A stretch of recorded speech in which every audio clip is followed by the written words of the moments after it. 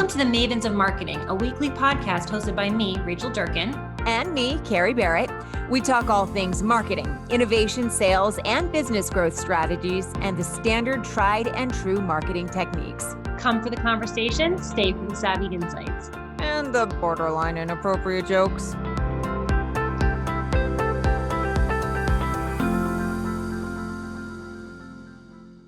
Welcome to this episode of the Mavens of Marketing. I'm one half of your lovely and talented co-hosting duo, Kerry, Barret. Rachel Durkan, of course, part two. Part two? You're not really part two. Part two. Part one, and I'm part two. I'm along for the ride. We'll just get t-shirts and then swap them depending on the day and who wants to be in charge. You have one that's designed with stupid. With a little arrow. Now I know what I'm getting you for Christmas. How's it going? Good. I'm so excited about our guest today. She has an amazing story. Yes. And before we jump right into introducing our audience to Teresa Heath-Wareing, you want to share with our audience a little bit about what Paradigm Marketing and Design does? Yes, I will. For those of you who are just tuning in for the first time, I'm Rachel Durkan and my company is Paradigm Marketing and Design. We are a web branding, marketing, and workflow agency specializing in working with clients that have complex sales. So if you're not just selling a widget, but you have a sales team that needs to have a conversation with your consumer in order to make the sale, we can help them shorten their sales cycle and increase the number of leads they're having. And we also work with nonprofits and helping them increase their donor management strategy. Very, very good. All right. And now, Kerry, we need to know what you do. Oh, you want to know what I do? Oh, it's so boring. See that Emmy right there next to you on her desk, everyone?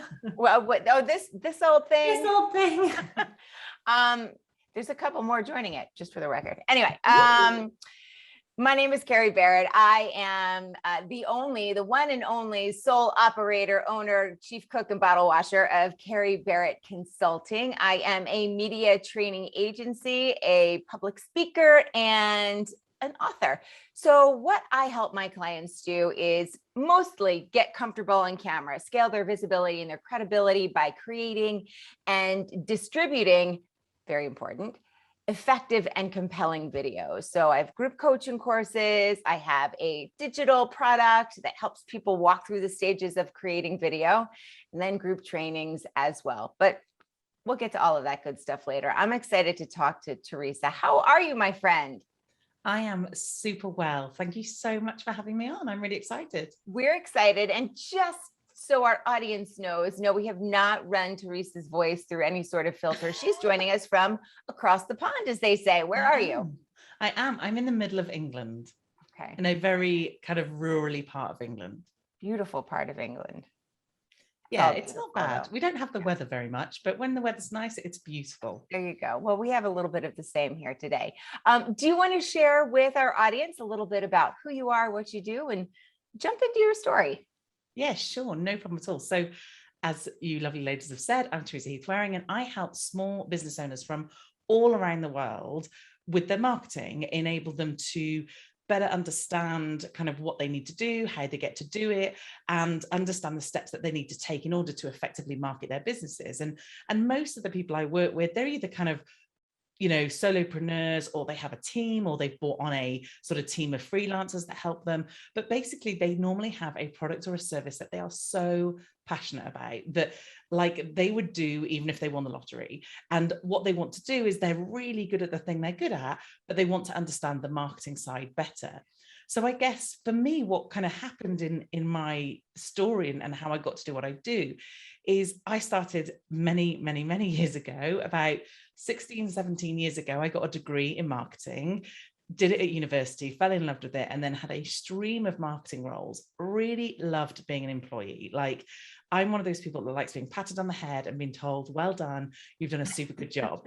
Totally risk averse, didn't want to ever have my own business, never thought about it. No one in the family did. In fact, I think I was like one of the first ones even to go to university. So for me, it was like I was just happily going along, minding my own business, working in lots of different roles. And I worked for people like head of corporate marketing for Land Rover, like huge companies. And then I worked for teeny tiny ones. And I got a job working close to home, which I hadn't been. I'd always been away. I'd got my daughter. She was about 2 at the time. And I was working as a head of marketing for an agency locally to where I live.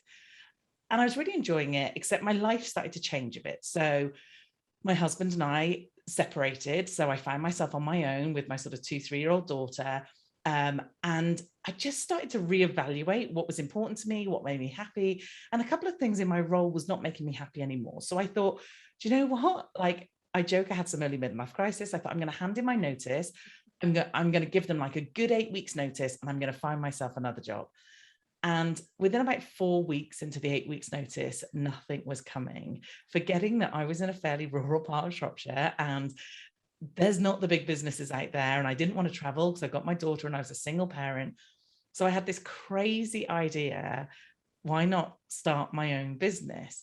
I literally thought about it. My boss at the time kind of started to get, hang on, what's going on here? And told me to leave, right? So I had 1 week's notice, a month's pay, no savings, no husband, no rich parents. And within the first month, I had to earn something like £1,500 a month just to keep the roof over mine and my daughter's head. And that wasn't even to feed us. That was literally like to run the car, pay for her nursery bills, and pay the mortgage. And I had no choice. I had to do it. Like literally from day one, just went out there and started. I'm not a big fan of like necessarily talking about the hustle factor, but I had to. There was no choice. I had to earn that money for my daughter. So it was like a shock into entrepreneurial world. Your story mirrors so much of my own when I left the news business, which is all I had done for 20 years. And I too thought I was going to be working somewhere else, and I was networking and I was job hunting, and there was nothing that was either interesting or popping. And I finally met with someone who's like, you should do your own thing. And I was like, I should. I had no idea what that meant. I went home and told my husband, I'm going to start a business. And he was like, well, shit. Okay. Yeah. Entrepreneurship is the scariest thing Yes. you'll ever do, but I think it's the most rewarding thing you'll ever do. Yes. And not everyone does it, which is, Yes. which says how scary it is.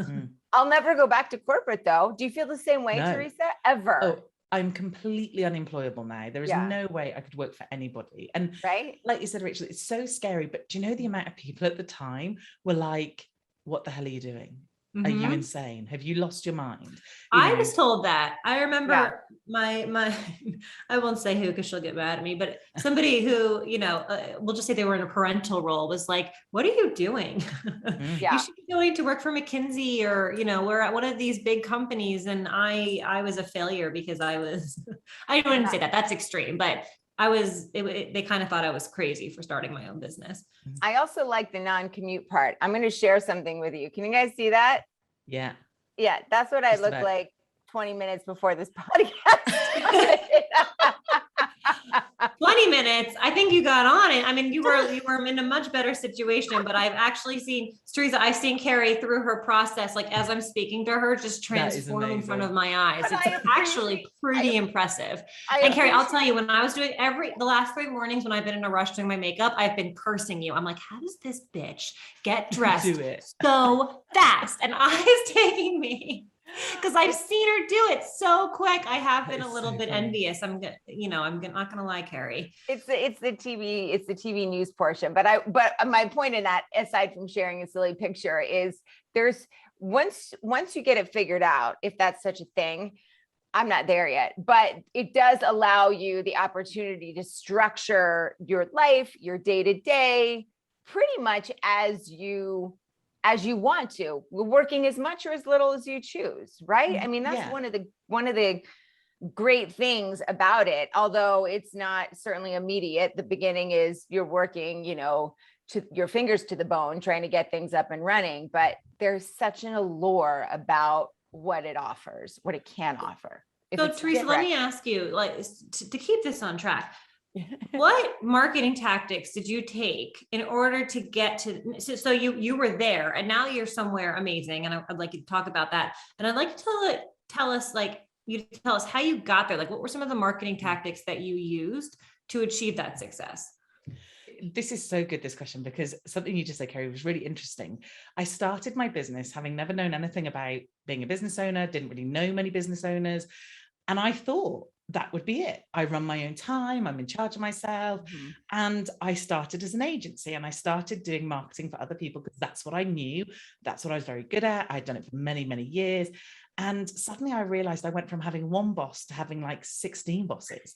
And they all want your time and attention. And they all want your, you know, when they call you, they want you to answer the phone. And I was trying to do it within normal school hours. By this point, my daughter was just going to school between 9 and 3. And honestly, I was like, how on earth do people do this? Like, how do they actually manage to run a business and manage in those hours and have children and this sort of thing? So it started to really make me think about the business I'd created, and did I like it? And did I want to carry on with it? And the truth was, I didn't like it. Like, I'd done it and I was getting the business in. And in those early days, I just literally did all old school stuff, all the networking, all the groups, all the conversations, putting myself forward to speak at some stuff. And that's really where it started to change, because I started to realize that when I was speaking at these events, when I was standing on a teeny tiny stage talking to 5 people about how to use Facebook or whatever it was at the time, I actually really loved that bit, and I could get business from it. So I just started doing more and more of that. I started to put myself more out there. I started to see myself more as the brand than necessarily the agency. So I was still running the agency, and we were doing really well. We've got lots of clients. I was bringing on some freelancers to work with me. We've got a designer and tech people and all this sort of thing. But I was being pulled in all these different directions. And I started doing all these online businesses, you know, these courses with likes of Mari Smith and Kim Gast back in those early days. And I was like, what if I could be one of them? Like, what if I could show up like they do and do the kind of stuff that they do? So I started to put myself out there more and more. And to be honest, this was like where I had to fully step out of my comfort zone. 100%. Now, don't get me wrong, I like speaking. I am a fairly natural speaker. I do enjoy standing on stage, but I had to get over the fear of being rejected, because other than like trying to win clients and them going, oh, we can't afford you, or it's not the right time, it was different. This time I was going, do you want me to stand on your stage and talk? Yes, it's a whole, you're not speaking, it's you. There's no cover, there's no facade, there's no protection. Yeah, exactly. And when they say no, it feels like a punch in the stomach. It's like, what's wrong with me? What have I done? How horrible is this? You know, it just feels awful. But I had to get over it, and I had to start going out to the world and going, what about this? And what about that? And what about the other? And can I speak here? And can I come and do some training with you? And I decided that one of the ways I was going to try and really lift and elevate my personal brand was doing a podcast.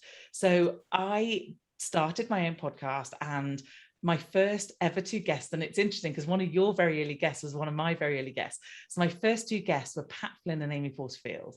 And I did that bearing in mind I was no one back then. Like, I wasn't known. I had been to some conferences. I'd met them. I managed to get myself on a stage for Lead Pages talking at their like national event. It was amazing. And Pat Flynn was the person on before me. Like, and I completely blagged myself onto that stage. There was a competition for people who use Lead Pages, and I did this crazy, hilarious video with all different places like around where I live, a castle and all this sort of thing, talking about England and pretending we were all super posh and we just drank tea all day. And because I guessed the character, whatever, I got on the stage and I was so out of my depth. Like, oh gosh, I Zoomed my assistant and my husband that morning, and both of them messaged each other saying, she's gonna like either vomit on the stage or not get on there. Like, I had never been so scared in my life. But you know what? I did it. I got up. It went well. It was great. I got to speak to Pat Flynn. So then I decided I was going to start the podcast, and I wanted some amazing guests. So I reached out to Pat and Amy, who had met me once or twice, but again, I was no one. And I basically said to them, like, I had been listening to Pat Flynn, and one of the things he said, if you want to get to know and build a relationship, is have a coffee with them. I said, so I'm going to fly 5,500 miles to come and have a coffee with you. Will you meet me? And it was obviously really hard for both of them to say no. So they said yes. And I went to LA and I met up with Pat. And then the following day I met up with Amy, and we sat and got on like a house on fire. It was brilliant. And I thought, if it goes well, when I get back to the UK, I'll ask if they'll come on the podcast. And I didn't have to. Both of them volunteered, like just within that time we spent together. And that for me, I think, one, I really went above and beyond to try and make those connections, which I think sometimes when we're trying to get in somewhere new, we've got to think out of the box. We've got to think, what else can I do? And those were in the days when we weren't really sending video messages, but I was sending like a video DM to them. So there was my big stupid smiley face, like, you can't say no to this, and I used to do it with all my guests. And so I just think, wherever you're at, like in your marketing, if you're trying to go to that next level, you've got to start thinking out of the box. You've got to start doing things differently. I looked at the people who I was trying to get to, the likes of the lovely Amy and all those guys, and I was looking at them thinking, what are they doing? How do I do it? So things like, as well, and I know this might seem like an odd marketing tip, but I got the same coach as Amy. So I heard that Amy's coach was Mary Hyatt, Michael Hyatt's daughter. So I reached out to Mary. I was in San Diego. Strangely, because she lives in Nashville, like the universe just all lined up. She was in San Diego and was like, do you want to meet for a coffee? I was like, I'd love to. And we had lunch together and she became my coach. And Mary is very good friends and Amy's very good friends. But I worked really hard to get myself seen to them. I worked really hard to, one, become credible and make sure that I knew what I was talking about, and two, to, like I said, do things a little bit different so that I stood out.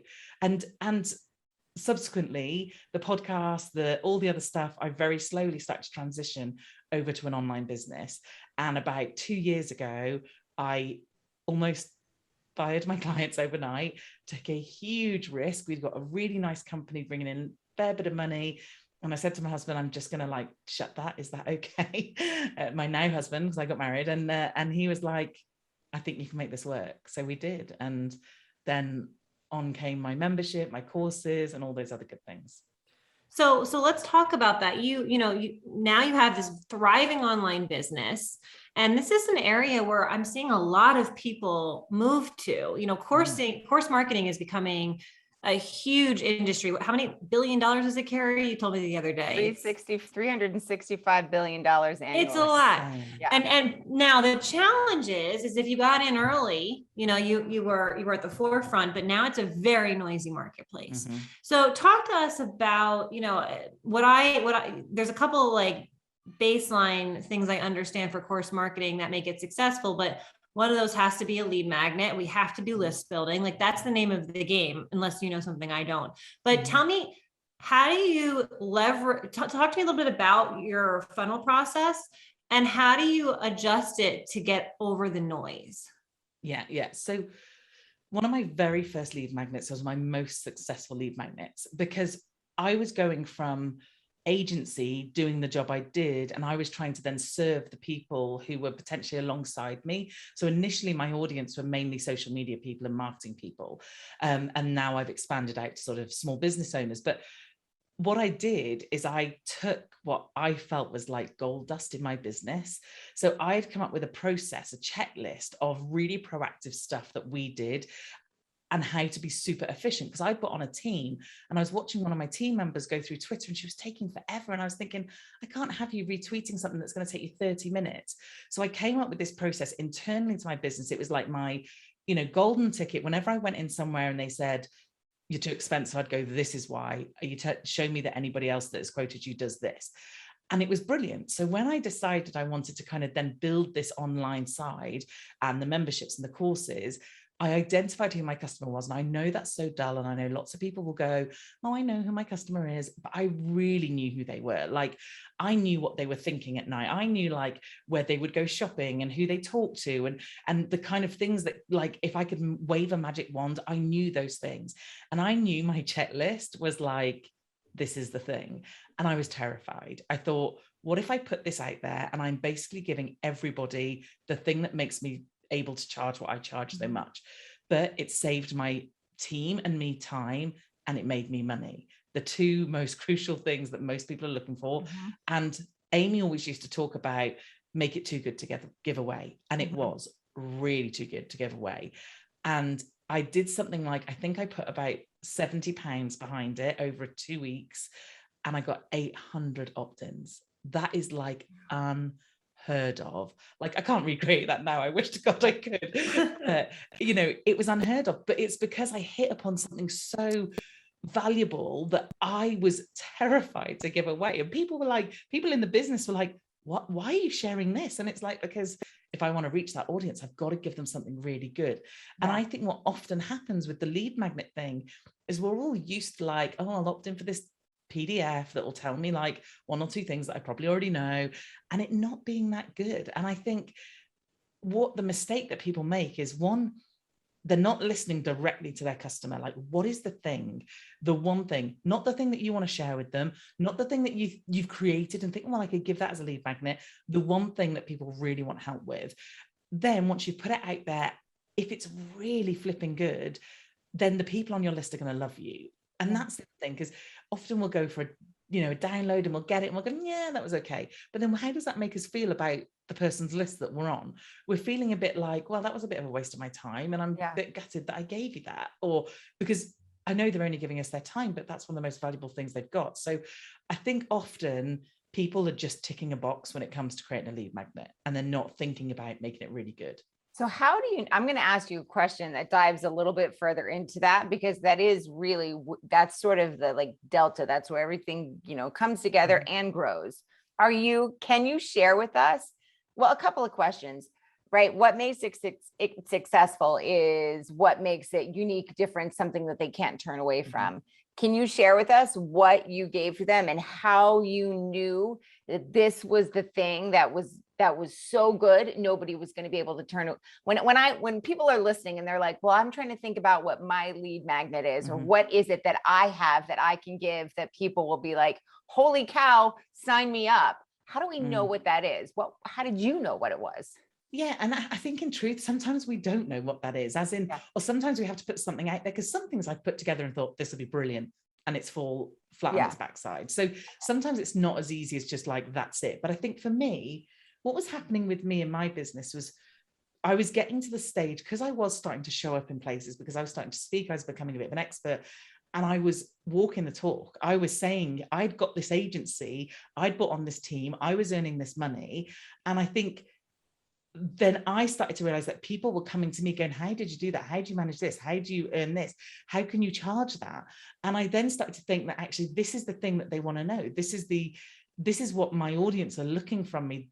I've done the thing that they want to do. And I think that's really important. Like, it's really hard to go, hey, download this on how to do this, if I've never done it, if it's not something I practice. So what was it though? I'm just trying to understand, like, what was the lead magnet? Was it like 5 ways to? No, or it was a checklist. So I think checklists are really good in terms of you're taking the work away from them. So basically it was a checklist for each different platform. And it was like all these various external and kind of proactive activities that you could do, nothing that was rocket science. But then it said, how often are we going to do these activities? Daily, twice a day, once a week, once a month, once a quarter. And basically then you could write comments at the end. So you'd put your client's name at the top, and it was written for a client.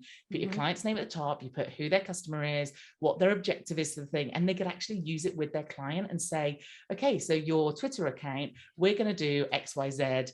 This is how often we're going to change your cover profile. This is how often we're going to retweet other people. This is how often we're going to add people to a list. Like all those, because I think back in the day, maybe not so much now, but certainly like a good few years ago, people weren't being proactive. They saw social media marketing like management as I post and I reply. And we know that's not the case. We know that's not how you get successful. So we then started to really kind of hone in on the fact of you needed to do all this proactive stuff, but the proactive stuff took time. Like I said, I watched one of my team members and I said, oh, could you retweet a couple of things, that client? And she spent 30 minutes going, oh, look at this is funny. And it's like, I can't have that. So how can we make that really streamlined? So it was like, okay, you would do things on the checklist. It was like, what 5 hashtags are really good for that client? Okay, so today you're going to pick that hashtag and you're going to retweet 3 things. Tomorrow you'll pick this hashtag, you'll retweet 3 things. So it was really structured, really organized, and something that they could literally just use in their business and go, look, client, this is what we're going to do. And because of that, we saved time and we could charge more because we were more proactive. Let me ask you this, because the digital, course and online business world is so saturated.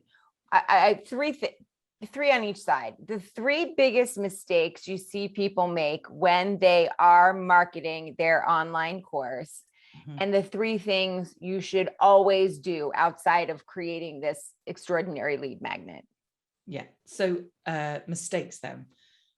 They don't know who their customer is. Like, they are trying to talk to everyone, not possible. Even if you have multiple people that come to you for different reasons, you've got to decide who you're going to focus on for that one thing. So you could have, like, I don't know, a male in his 50s and a teenage girl in 19-year-old, and their reasons for coming to you may be very different. And you've got to understand those reasons. You've got to understand what is the pain that they've got that you can help solve. So that's the first thing, that rather than thinking about the customer and who it's targeted at, they're just trying to go, hey, everybody, here's a course that does this. Well, they're not going to relate. And then the second one really leads on from that. It's the language they're using, because they're not understanding who they're talking to. They're not using language that relates. Like, so when I talk to people who are my academy members and when I'm on my sales page, it's things like, I know what it's like. You run a business, you're busy, you've got a family, you're probably, running a house, because those are my customers. And I know that I've got customers who aren't exactly that profile.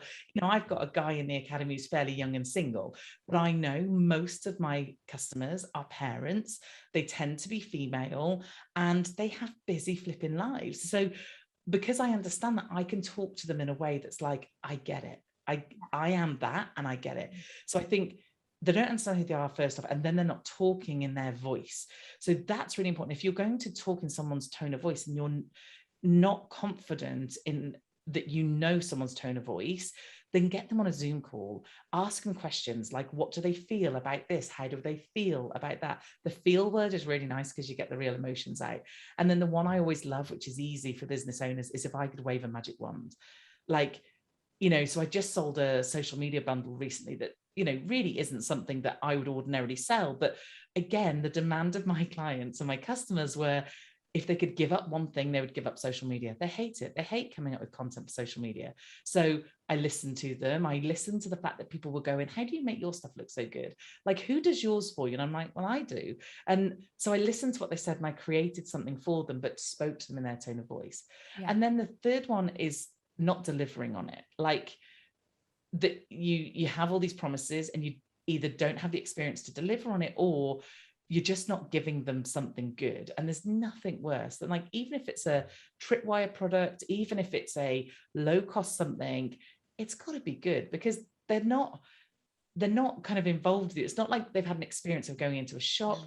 It's the experience they're getting online. So for me, those are kind of some of the mistakes I'm seeing all the time.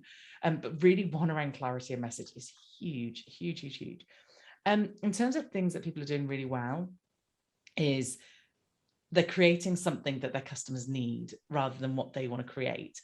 Also, one thing that is really good at the moment with online courses, and I've done recently, is I've done a follow me along course, because I think we're getting to the point where so many of us are coursed out a little bit. And how many courses have we all bought and never done, or just dipped into and then dipped out? And I think, so for me now, the action taking is really important. So either gamification, where you're celebrating when they pass a certain step, blocking off content. So I'm in a couple of memberships where you literally can't see any of the content until you do that part of the course. And then things like adding in those other experiences. So either mine was a follow me along. So every time I released a lesson, they got a live call with me to ask questions through a kind of coaching thing. Other things like the live events, or obviously at the moment they're not in person, but the kind of more practical stuff. I think the more we can free time for giving them actions and getting them to take steps, I think is so important, because at the moment there is an awash of content. Like, and I say this all the time about all my products, you could spend enough time and find it all on the internet. The difference you'll get with me is the way I teach, my experience, and how I structure it for you. So I think this is what, for me, this is where maybe a lot of the course creators, they're just trying to literally chuck out a course, go ahead and do it. And that's fine. And some people will be happy with that and do it. And funnily enough, the course I did that was Follow Me Along, I then released later on as a self-study. And I had people buy it as a self-study because they couldn't put in the time to join me for all the calls, and that's absolutely fine. But I think giving people some more tangible other aspects of the course or ways to learn is really, really helpful. That's awesome. So Teresa, you've been amazing, but we're running up on time. So I'm going to ask you the last question that we ask all our audience, all our guests, which is, what is the weirdest thing that's ever happened to you? So this is hard. This is a hard question. I could talk about marketing all day. So I was in Birmingham, a city in the UK, and my husband and I had been for a few drinks on a Saturday, as you do.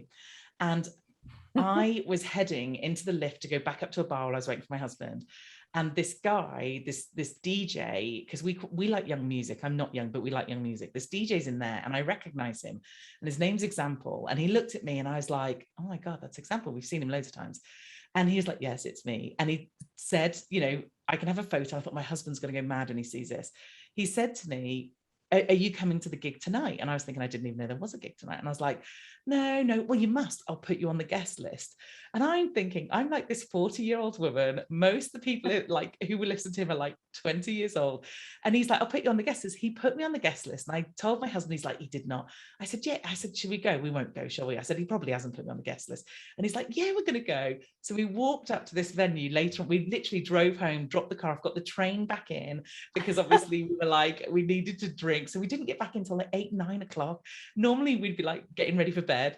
And we turn up at this thing. They're so young. And I'm like wearing a tweed jacket. I couldn't look more 40-year-old if I tried. And I walked up to this security guard and I was like, I think we're on the guest list. Where do I go? And he's looking at me like, you are not. So he points me over to this guy, and this really young guy's behind the like box office thing. And I was like, I think we're on the guest list. And he literally looked at me like, are you having a laugh? And he asked my name and he looked down and he's like, oh yeah, you are. Yeah, here's your tickets and you go. And it was like this random thing. So we got to see Example for free. Oh, was it amazing? Was he amazing? He is amazing. The music is so good. Like I said, we like really young dance music. Everyone in there is about half our age, but it was hilarious. And the fact that we got in for free. Love, because I'm one of those, I'll listen to like Olivia Rodrigo, who's like a young, right? My daughter, who's 10, listens to her. Yeah. I could turn her up in the car all day long and listen to her on repeat. I'm so glad I found one of my kindred spirits. Honestly, we went to a festival literally just this weekend, one of the first ones since lockdown. And we were the oldest people there. It was but also the coolest. And probably, well, I like to think so. And probably the couple with the most money. So those are all check marks you can make. Yeah, now I get to do it VIP, which is really nice. Oh, Teresa, you were absolutely amazing. Thank you so much. Thank you so much for having me. I've had a blast. Absolutely. Before we let you go, for those that are listening to you and may be interested in learning more about you, or perhaps even working with you or hiring you, how do they get in touch with you? Where should they find you?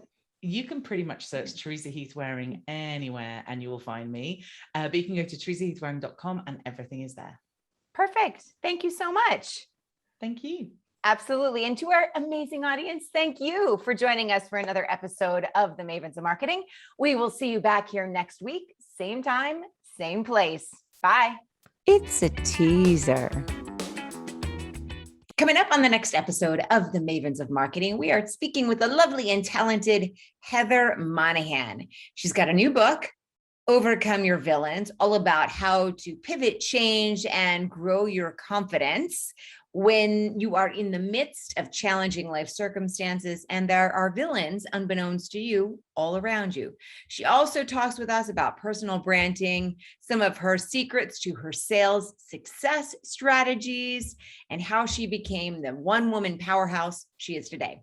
It's all coming up on the next Mavens of Marketing.